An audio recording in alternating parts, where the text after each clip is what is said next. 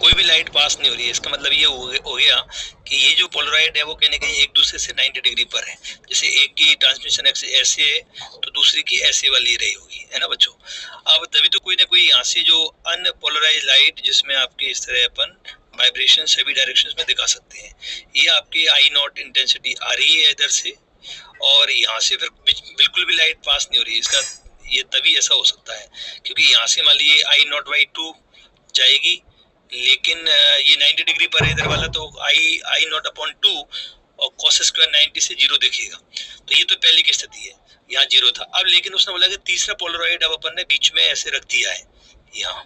Theta angle पर रख दिया है। देखो ये बोला है भाई थीटा एंगल पर रखा है, तो कहीं ना कहीं मैं इसको ऐसे मान लेता हूँ कि ये इधर अपन ने मान लीजिए तिरछा रख दिया ऐसा करके, है ना। तो ये इस तिरछा रखने से फिर ये कहा गया है कि यहाँ पर जो अब इंटेंसिटी मिलेगी आपको, ठीक है बच्चों, तो वो आपको मिल रही है कितना 3I0/32 मिल रही है इसे रखने पर। तो ये जो रखा है ना, इसको कैसे रखा गया है थीटा एंगल पर, क्योंकि ये अपन ने इसकी एक्सिस मानी है ये T1 एक तरह से, और T2 अपन ने ये मानी है, और T3 अपनी इधर है ये वाली, क्योंकि T1 और T3 आपके 90 डिग्री पर है, और T2 को अपन ने बीच में इंसर्ट कराया।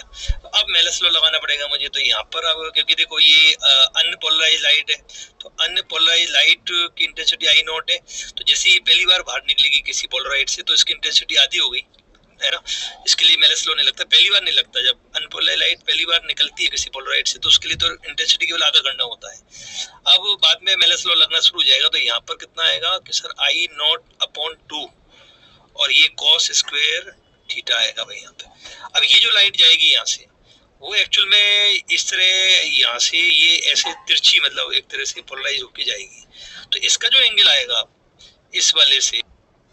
तो डेफिनेटली ये जो आएगा वो आपके 90 माइनस थीटा हो जाएगा, क्योंकि आप देख सकते हो ये जो लाइट है ना यहाँ से ऐसे फॉल करेगी कहीं ना कहीं ऐसे, लेकिन इधर से ये थीटा है तो ये एंगल कितना है अपने पास, ये 90 माइनस थीटा,